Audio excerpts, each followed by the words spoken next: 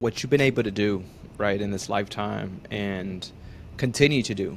You just talked about the classroom and wanting to do more outside the four walls, which led you into the nonprofit leadership. What carried, or what did you carry with you from those teaching experiences? Is it the working alongside these kids and seeing that need? Is it more on the way that we were pouring into our youth? Like, what was your mindset on leaving to the nonprofit world? I think it was really about um, need and um, and working to provide something that will get them to the next level. I remember being down here on the east side and thinking, these are bright kids, and you can't unsee what you've already seen. Kind of like Plato's allegory. The guy leaves the cave and he's like, whoa, and he sees the world. And he comes back, and the society that lives in a cave, they're like, hey, you know what? We're just not all just shadows, and we don't really just look like this. There's a big world out there. Everybody kind of like, okay, yeah, right, buddy. And I wanted I wanted these kids to see more than just the community they came from. Not because it was bad, because I thought that they had a lot to offer, and that community taught them a lot, and I wanted to challenge them to put that to use in another setting. And I did the same. So I encouraged them to look outside their communities, especially the high school students looking at schools. Hey, leave your community. I just really think, stretch, grow. That's going to be better for you. And and that was the big thing. I felt like um, that became a mantra. For me, it was just like, let's let's grow. Let's just get out of your community and see. Come back to your community and a different person than when you left, and not to leave it and just leave it behind, but to leave it and come back and be a contributor to it. So Yeah. Well, it's the space I'm in now, man. I don't even know how the heck I got here sometimes, Robert. Where I become the president of my old high school's foundation, a school that I barely graduated from, a school that I remember the counselor telling me, Efrain, you might as well just get a 9 to 5 job. School is not for you, right? And here I am, where I can come back and really pour into them. And a child that was at one point in high school going through sexual abuse, that didn't understand adoption to the way that he understands it, or at least didn't appreciate the adoption and my mom that raised me and all these different things. And I come back really to tell the story that it doesn't matter where you're at today. That doesn't have to be your tomorrow, right? That someone may be writing your story today, but at some point you take that pencil and you write your own story. And the life is going to be lifing, Robert. You're going to have experience in your life that are going to bring you down, that are going to damn near break you. And we have to then rebuild ourselves back to become the leader and even better than when we fell. So I love it. I love that you were never selfish. You realized it was never about Robert, but about the future, about every single person that he's going to share his story with. And now look what you've been able to do, man. You're leading this organization. Can we talk more about the organization? Like how many students now are you impacting? so we work at 5 districts here in eastern Los Angeles County, from Hmm. Pomona to Whittier to El Monte to La Mirada. And we go from K-12. So sometime back, while we were doing the college access, there was a law passed here in California which allowed for after school funding to be locked in. And so we were asked to recreate the after school portion of what we do.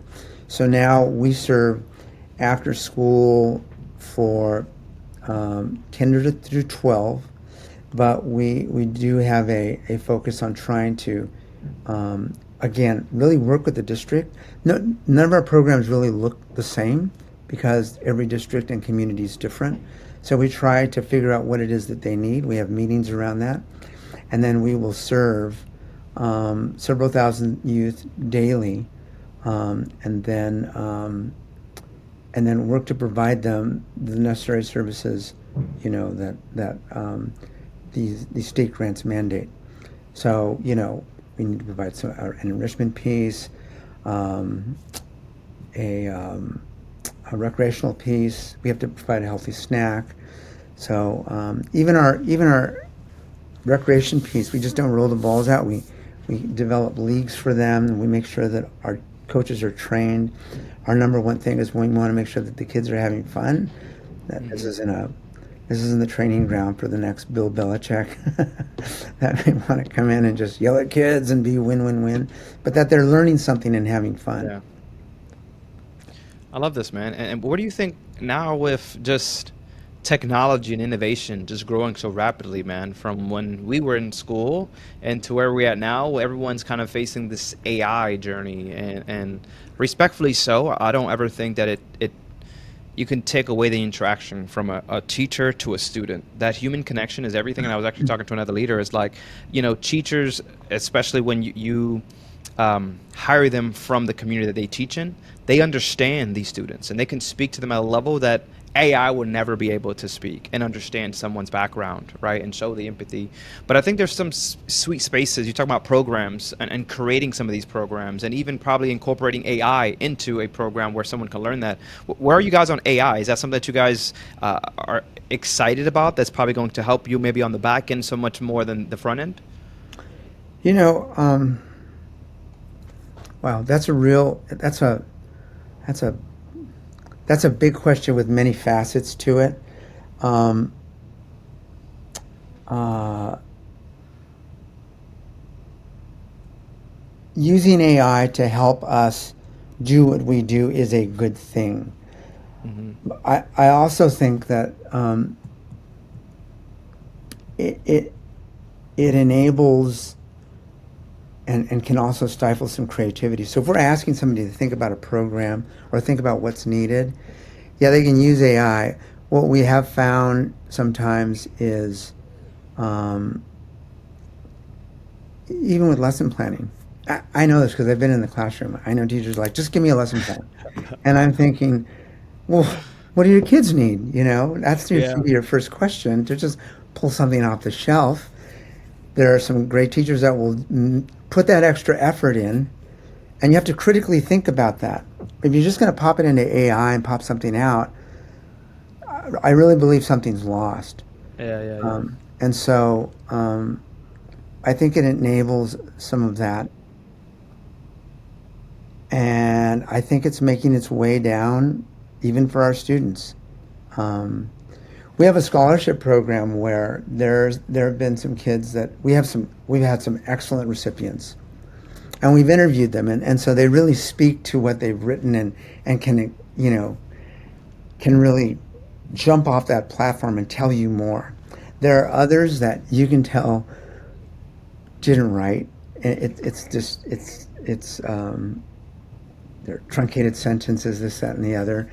Um, I don't doubt that they need the money, but you got to think about what it is you need, and Hmm. so that's just moving down. It's just filtering down. I have a big concern as to what will happen.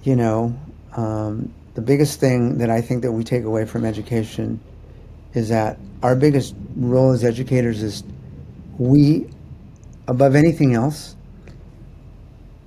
we should be striving to create critical thinkers. And and when we fail to do that, um, we're no longer educating. AI can help. Uh, I'm just not sure how you manage it in a way because there will always be individuals that we're human, right? What's the shortcut? What's the easier way I can do this?